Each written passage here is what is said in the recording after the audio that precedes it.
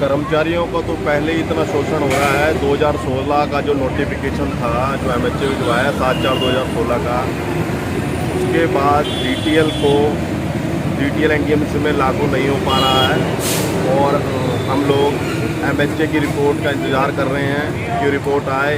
और प्रशासन पे हम बार बार गेट नंबर 2 पे परमिशन लेके, पुलिस परमिशन लेके धरना प्रदर्शन करते हैं और अपना रोष प्रकट करते हैं। इसी तरह आरएमआर का भी है। आरएमआर वाले जितने भी बच्चे हैं 15-15, 20-20 साल हो गए हैं और अभी तक उनको स्थायी नहीं किया गया। अभी इनकी फाइल मिनिस्ट्री ऑफ लॉ में थी, जो वहाँ से आकर अब डीओपीटी में आरआर बनने के लिए गई हुई है।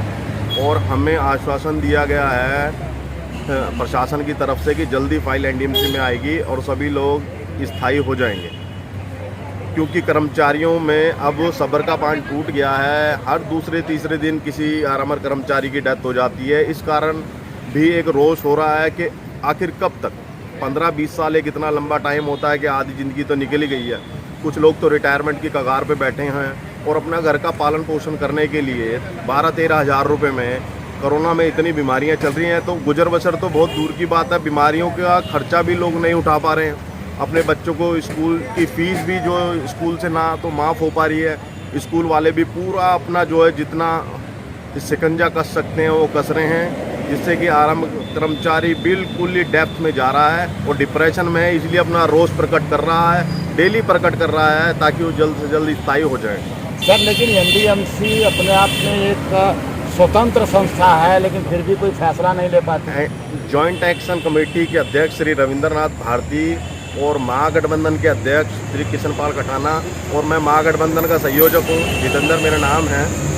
तो हम लोग इन मुद्दों पे बहुत ही सशक्त रूप से काम कर रहे हैं। अभी 11 मार्च को हमारा सिविल सोसाइटी का इलेक्शन है, जो कि जॉइंट एक्शन कमेटी के अध्यक्ष श्री रविंद्रनाथ भारती और महागठबंधन से मैं संयोजक हूँ, दोनों मिलकर एक ऐसी टीम बनाई है कि जो सोसाइटी में काफ़ी लंबे समय से भ्रष्टाचार चलता आ रहा है। मेंबर बनाने की भी ये बहुत ज़्यादा पैसे लेते हैं। जब भी उनके पास जाओ तो पहले तो फॉर्म के लिए जाना पड़ता है और फिर उसके लिए हमें मोटी रकम अदा लोन लेने के लिए, जिससे कि कर्मचारियों में भी रोष है। क्योंकि जो हमारा जो शिक्षित नहीं है हमारा कर्मचारी, उसका शोषण सोसाइटी के माध्यम से इतना होता है कि अगर उसने लाख रुपए लेना है तो उसको वहीं पे 10,000 रुपये जब तक नहीं देगा तो उसका चेक बन ही नहीं सकता। वो लोन है ये सोच कर नहीं लेते, उसमें बोलते तुम्हें चेक बनवा रहे हैं, जैसे कि उसकी किस्त कभी कटेगी नहीं, उनको फ्री का पैसा दिया जा रहा है। तो जो लोग शिक्षित नहीं हैं इसीलिए उनके प्रलोभन में आ जाते हैं कि वो बोलते हैं हम चेक बना रहे हैं। चेक क्या भैया, तुम्हें लोन मिल रहा है, लोन तो तुम्हें ही अदा करना है। और जो लाख रुपये भी अगर तुम्हें 10,000 रुपये कहीं देने पड़ रहे हैं तो तुम घर पर क्या ले जाओगे।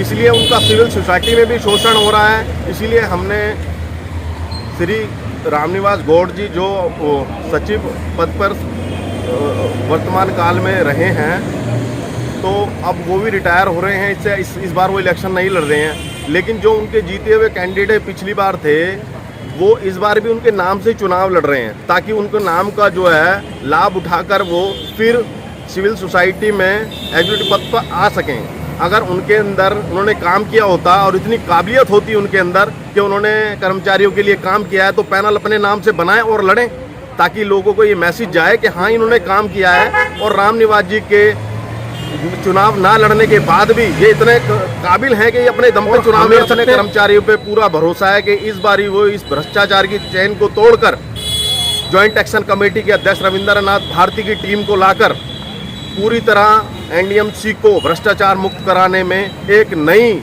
पहल शुरू होने जा रही है। और मेरा भी सभी कर्मचारियों से अनुरोध है, जिसकी छवि साफ सुथरी हो उसी कैंडिडेट को वोट करें। ये ध्यान रखें कि आपने किसको कब कितने टाइम पैसा दिया है, आपका एक वोट ही आपको भ्रष्टाचार से मुक्त करा सकता है। इसलिए जिसकी छवि साफ सुथरी ना हो उस व्यक्ति को वोट ना करें। यही टाइम है अपने आप को इन लोगों से बचाने का। जब ये लोग आपके पास वोट मांगने आए तो इनसे पूछें कि इन्होंने इतने समय में क्या सोसाइटी को दिया है और सोसाइटी से भ्रष्टाचार क्यों नहीं गया है। मेरा आपसे यही अनुरोध है, बार बार अनुरोध है कि जॉइंट एक्शन के कमेटी के अध्यक्ष और महागठबंधन का मैं संयोजक हूं, हमारी टीम को विजयी बनाएं और फिर देके हम सिविल सोसाइटी से बिल्कुल ही भ्रष्टाचार खत्म कर देंगे। सर आप कौन सा पद पे लड़ रहे हैं? मैं मेंबर के पद पे लड़ रहा हूँ और हमारे रविंद्रनाथ भारती जो है वाइस प्रेसिडेंट के लिए लड़ रहे हैं। तो मेरा प्रेसिडेंट, हाँ, तो मेरा यही कहना है कि एनडीएमसी के लोगों से कि एक बारी सिविल सोसाइटी से भ्रष्टाचार को मिटाना है तो इस चैन को तोड़ना पड़ेगा, अन्यथा ये अपने भाई बंधु चाचा भतीजे ये जैसे कांग्रेस बीजेपी में चलता आ रहा है और अन्य दल में आप में चलता आ रहा है, ये ऐसे ही चलता रहेगा और आपका शोषण होता रहेगा। इसी के साथ मैं आपका धन्यवाद करता हूँ।